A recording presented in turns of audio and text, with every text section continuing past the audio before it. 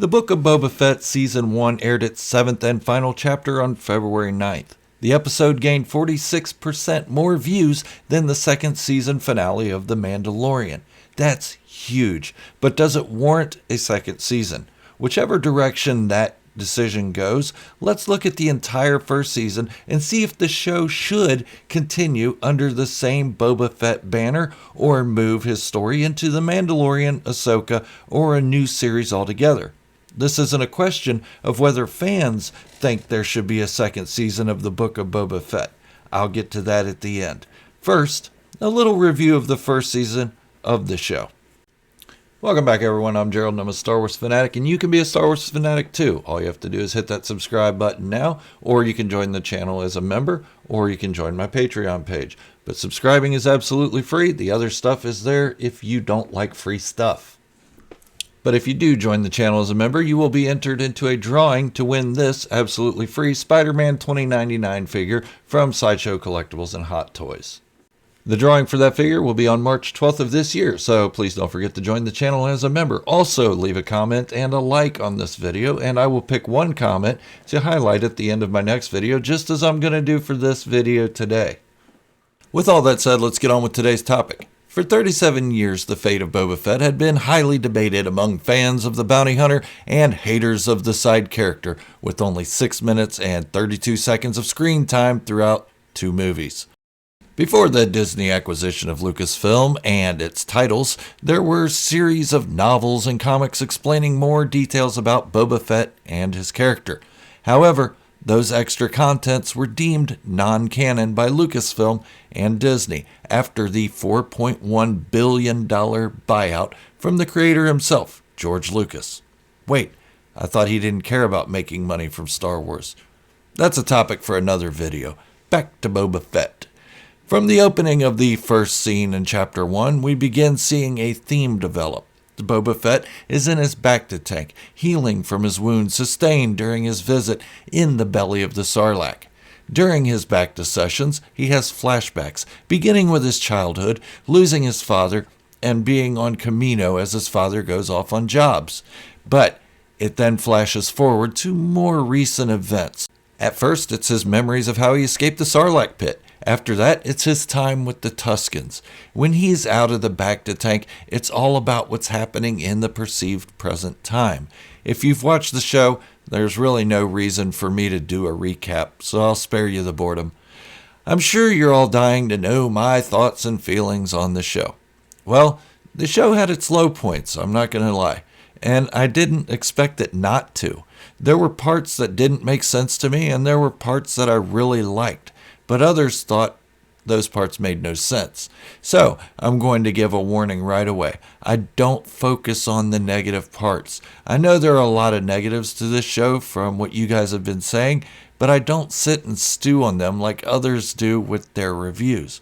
The negatives weren't enough for me to say it ruined the entire series for me, and I'll explain that in a bit. Another good point for me to make is I don't care how others review the show, even if they're a big channel that agrees or disagrees with my assessment. Why?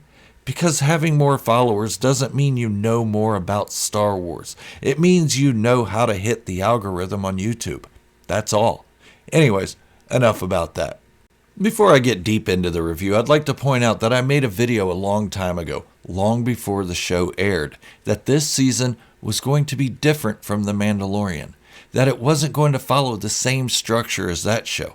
Not many people listened, but I have figured out that the more I get ridiculed for my theories and predictions, the more right I'm going to be. That's not arrogance, it's just a weird fact I've noticed.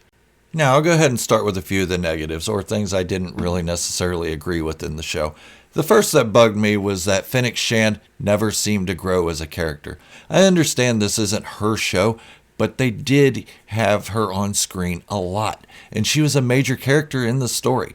Maybe this isn't the time for them to show her growth, but it seems she was the same way in The Bad Batch, The Mandalorian, and now The Book of Boba Fett, all of which stretched about a 30-year period. It isn't even that it's a big deal. Yeah, she's a badass, but it's just something I've noticed.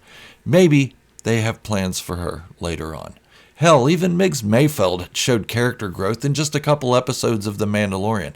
I'm sure they could have grown her a little bit more.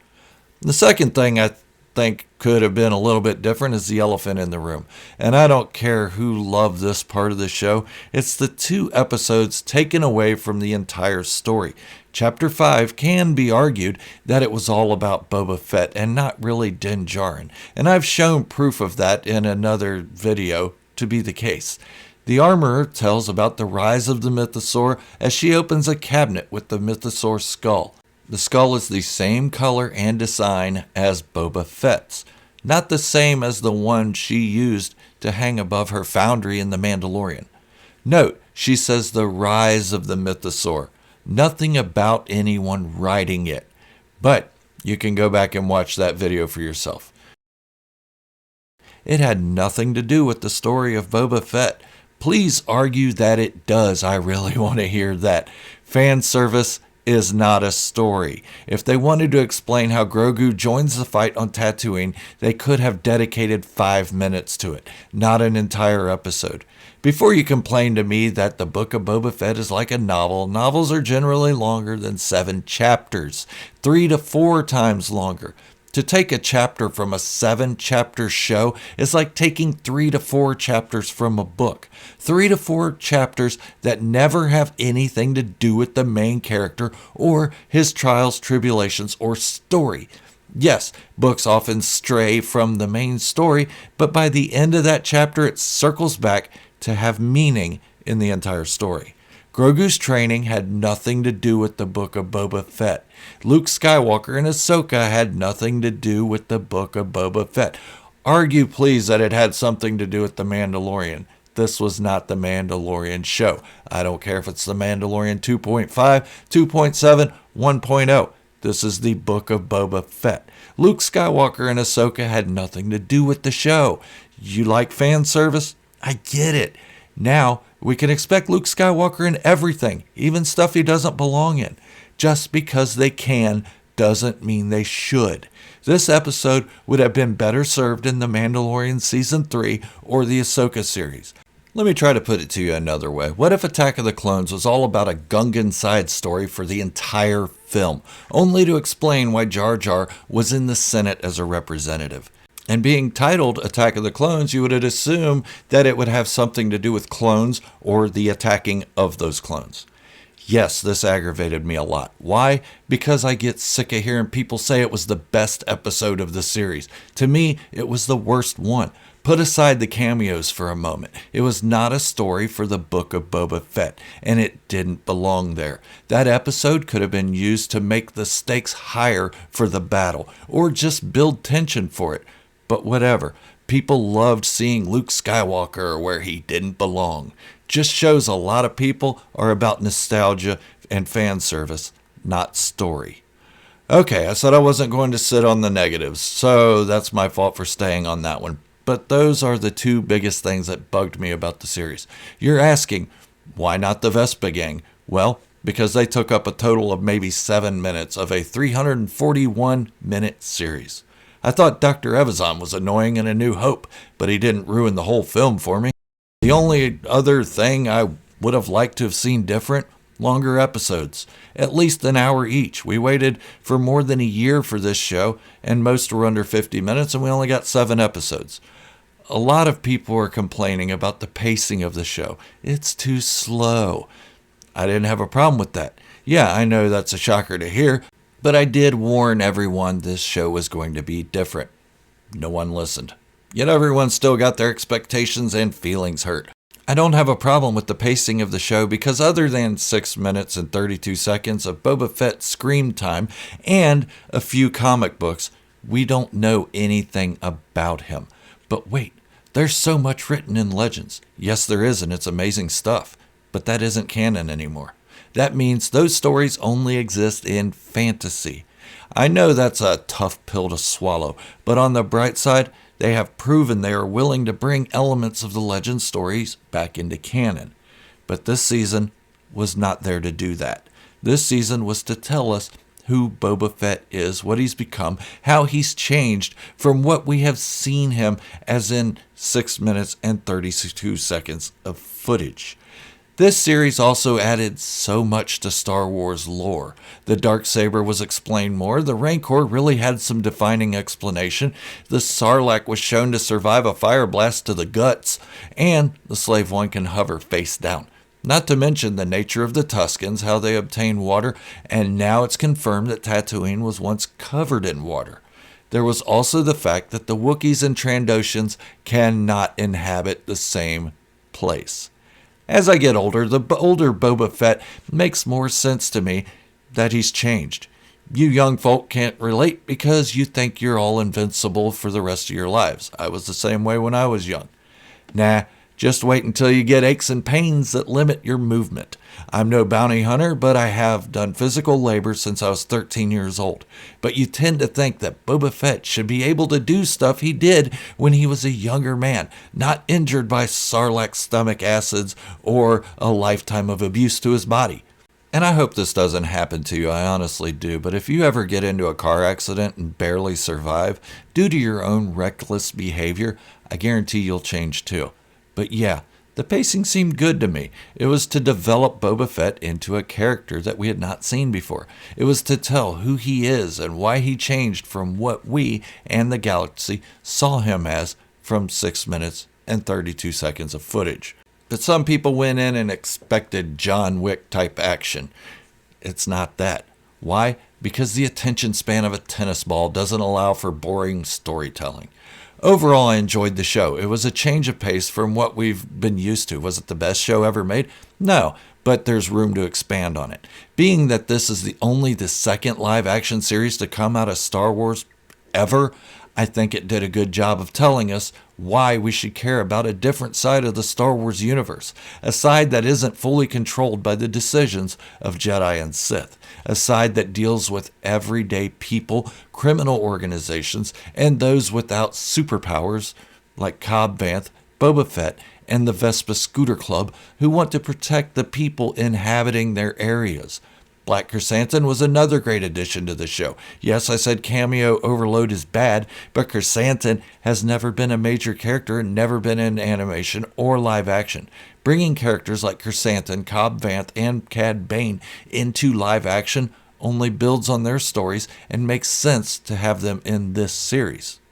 I also like the major-minor threat the Pike Syndicate posed. They were never really the ones to go over the top and win much, without the help of others at least. Yes, they were ruthless and dangerous before, but others were more so, such as Death Watch and Black Sun. If you weren't into this series, that's your right. There's always the Legends continuity of Boba Fett that you can read and consider your own canon, but I guarantee they're going to bring some of that into the current canon. So be a little patient. But do I think there should be a second season to the Book of Boba Fett? That's not my choice to make. But should they make it? Absolutely. And I'll explain it like this. Some of you probably think they shouldn't make another season because you hated it. So what you're saying is that because you don't like something, no more of it should be made. Never mind the feelings of the ones who do like it. And even though you're not forced to watch it, you think no one should get enjoyment from a further story of something you don't like. Why? Because you don't like it. Sounds kind of egotistical to me. Let me put it like this. I loathe post-apocalyptic teen dramas and movies with beautiful people with drama. The Hunger Games was okay, but everything that spawned after that wasn't my cup of tea. And yes, I gave them a shot as much as I could. But there are also those who like those kind of things. If I were asked if they should make another post-apocalyptic teen drama, I'd say absolutely. Why? Because there's a niche for it, and a lot of people like them. Just because I don't like them, and a lot of other people don't as well, doesn't mean I have the authority to say what should and shouldn't be made. So if you don't agree with the show's direction, its content, or anything at all about it, you should never say it shouldn't be made or continued, because you are not forced to watch it. It makes you sound very authoritarian. And who are you to decide for everyone else? Let the box office decide. Also, if you're a dick about it to others with opposing views, that doesn't make you an authority on the subject, it just makes you a dick. Everyone is entitled to their opinions, but I get it. You're keyboard warriors and think your opinion matters more than it actually does. Sorry for the rant. I've been doing that a lot lately. The negativity really gets to me sometimes. Not just negativity, but hate and toxicity. I think this way, so everyone should think the same way, and you're stupid if you don't. Nah, it doesn't work like that. Not for you, not for me, and not for those with millions of subscribers. It's up to us to watch it or not. That's all. But what'd you think of the show? Would you watch a second season? No, I didn't ask if you think there should be a second season. I asked if you'd watch it. Let me know in the comments below, and I'll choose one comment to highlight at the end of my next video. At this time, I'll go ahead and highlight the top comment from my last video. This comment comes from Power Droid Girl about Cad Bane being dead and didn't survive his fight with Boba Fett, as some have suggested. Cad Bane is dead, by the way. I would think that on a hot planet like Tatooine, the dead are disposed of pretty quickly, for obvious reasons. He'd have been cremated within a day, I'd think. You're probably right on that, and I don't see how else a body could be disposed of on a planet like Tatooine.